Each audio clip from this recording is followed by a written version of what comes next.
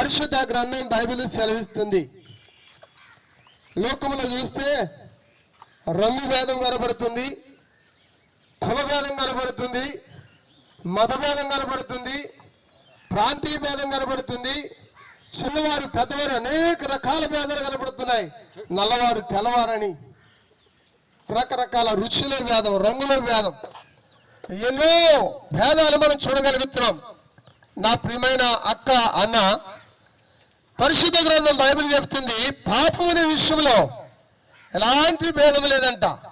నువ్వే జాతి అయినా, ఏ కులమైనా, ఏ మతమైనా, ఏ సాంప్రదాయం అయినప్పుడు కూడా నీవు నేను పరిశుద్ధ గ్రంథం బైబిల్ ప్రకారం చూస్తే మనందరము పాపులమే. చాలా మంది అంటారు, అమ్మా యేసుప్రభు నమ్ముకుని అంటే మేము క్రైస్తవులమండి అంటూ ఉంటారు. క్రైస్తవులు అంటే ఏదో ఆచారం అలవాటు కాదు కానీ నా ప్రియమైన సోదరి సోదరుడా, క్రీస్తులో జీవించేవారు మాత్రమే క్రైస్తవులు. క్రీస్తు కొరకు బ్రతికేవారు మాత్రమే క్రైస్తవులు. ఏదో ఆచారంగా అలవాటుగా వెళ్ళిపోతే, నువ్వు రక్షణ లేకపోతే, మారు మనసు లేకపోతే, పాప క్షమాపణ లేకపోతే, నువ్వు కన్ను మూస్తే నీ కొరకు పాతాళం అపరిమితమైన ఆశతో నోరు తెరిచి కాచుకుని ఉంటుందంట. నా ప్రియ తమ్ముడు చెల్లి, కనుకనే పరిశుద్ధ గ్రంథం బైబిల్ ప్రకారం ఏ భేదములు లేదు, అందరూ పాపం చేస్తున్నారు. ఈనాడు పాపం పోవాలని వారి వారి యొక్క ఆచారములు ఆచరిస్తూ వారి యొక్క జీవితాన్ని కొనసాగిస్తున్నారు. కానీ పరిశుద్ధ గ్రంథం బైబిల్ సెలవిస్తుంది,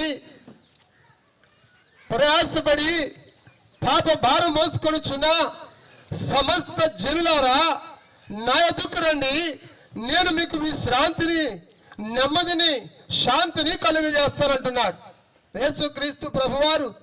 మరి నీ కొరకు నా కొరకు 2025 సంవత్సరాల క్రితమే ఈ లోకానికి మానవాకారంలో వచ్చినాడు. మత్తయి సువార్త 1వ అధ్యాయం 7వ వచనంలో సెలవిస్తుంది, ఆమె ఒక కుమారుని కనెను, తన ప్రజలను వారి పాపముల నుండి ఆయన రక్షించిన గనుక ఆయనకు యేసు అని పేరు పెట్టబడను. యేసు అంటే మతానికి దేవుడు కాదు, యేసుక్రీస్తు ప్రభువారు జాతికి దేవుడు కాదు, యేసుక్రీస్తు ప్రభువారు దేశానికి దేవుడు కాదు. అపోస్తల కార్యంలో రాయబడుతున్నమాట, యేసుక్రీస్తు ప్రభువారు అందరికీ ప్రభు అయినాడు.